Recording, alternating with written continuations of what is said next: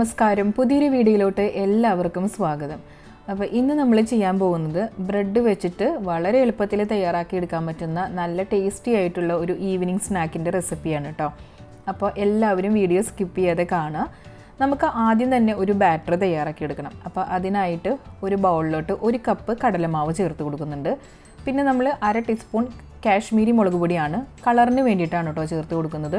1/4 teaspoon garam masala, 1/4 teaspoon മഞ്ഞൾപ്പൊടി, 1/2 teaspoon chilli flakes ചേർത്ത് കൊടുക്കുന്നുണ്ട്. പിന്നെ ഒരു 1/4 ടീസ്പൂൺ ജീരകപ്പൊടിയും ആവശ്യത്തിനുള്ള ഉപ്പും ചേർത്ത് കൊടുക്കുക. എന്നിട്ട് നന്നായിട്ട് ഇതൊന്ന് മിക്സ് ചെയ്ത് യോജിപ്പിച്ചെടുക്കാം. അതിനുശേഷം നമ്മൾ ഇതിലോട്ട് കുറച്ചായിട്ട് വെള്ളം ചേർത്ത് കൊടുത്തിട്ട് ഇതൊന്ന് മിക്സ് ചെയ്തെടുക്കണം. ഒരുപാട് ലൂസായിട്ട് ആദ്യമേ തന്നെ നമ്മൾ മിക്സ് ചെയ്യരുത്, കുറച്ച് തിക്കായിട്ട് തന്നെ മിക്സ് ചെയ്യാം.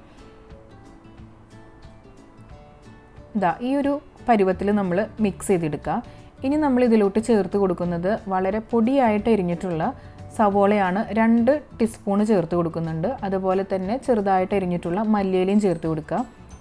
കുറച്ച് കായപ്പൊടി ചേർത്ത് കൊടുക്കുക. എന്നിട്ടിത് നന്നായിട്ടിതൊന്ന് മിക്സ് ചെയ്തെടുക്കുക. ഏകദേശം ഒരു ഇഡ്ഡലി മാവിൻ്റെ കൺസിസ്റ്റൻസിയൊക്കെ മതി കേട്ടോ.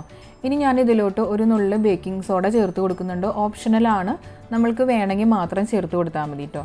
അപ്പം ബേക്കിംഗ് സോഡ ചേർത്തിട്ട് നമ്മൾ ഫ്രൈ ചെയ്യുമ്പോൾ കുറച്ചൊന്ന് മുരിഞ്ഞു കിട്ടും, അതിന് വേണ്ടിയിട്ടാണ് അങ്ങനെ ചേർത്ത് കൊടുക്കുന്നത്.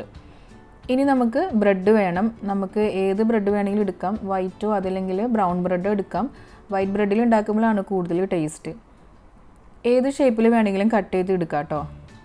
അതിനുശേഷം നമ്മൾ എണ്ണ ചൂടാക്കാൻ വെക്കുക. എണ്ണ നന്നായിട്ട് ചൂടായതിന് ശേഷം ഇതുപോലെ ബ്രെഡ് നന്നായിട്ടൊന്ന് കവർ ചെയ്തെടുക്കണം. എന്നിട്ട് നമുക്ക് ചൂടായ എണ്ണയിലിട്ടതൊന്ന് ഫ്രൈ ചെയ്തെടുക്കാം. ഫ്രൈ ചെയ്യുന്ന സമയത്ത് നമ്മൾ ഫ്ലെയിം മീഡിയത്തിലോട്ട് മാറ്റി വയ്ക്കണം. ഒരു സൈഡ് ലൈറ്റ് ബ്രൗൺ കളർ ആകുമ്പോൾ അത് തിരിച്ചിട്ട് കൊടുത്തിട്ട് മറ്റേ സൈഡും കൂടി ഒന്ന് മൊരിച്ചെടുത്താൽ മാത്രം മതി.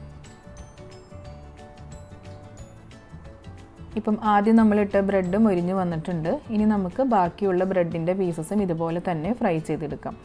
അപ്പം വളരെ പെട്ടെന്ന് തന്നെ നമുക്ക് തയ്യാറാക്കി എടുക്കാൻ പറ്റുന്ന നല്ലൊരു ഈവനിങ് സ്നാക്കാണ് കേട്ടോ ഇത്. ഈവനിങ് സ്നാക്കായിട്ട് മാത്രമല്ല, നമുക്ക് ബ്രേക്ക്ഫാസ്റ്റായിട്ടും ഉപയോഗിക്കാവുന്നതാണ് കേട്ടോ. അപ്പം എല്ലാവരും ഒന്ന് ട്രൈ ചെയ്ത് നോക്കുക. നിങ്ങൾക്ക് വീഡിയോ ഇഷ്ടമായെങ്കിൽ ലൈക്ക് ചെയ്യാനും അതുപോലെ തന്നെ ഫാമിലി മെമ്പേഴ്സിനും ഫ്രണ്ട്സിനും ഒന്ന് ഷെയർ ചെയ്ത് കൊടുക്കാനും മറക്കരുത്. നിങ്ങളുടെ കമൻറ്റ് ബോക്സിൽ ഒന്ന് മെൻഷൻ ചെയ്യുക.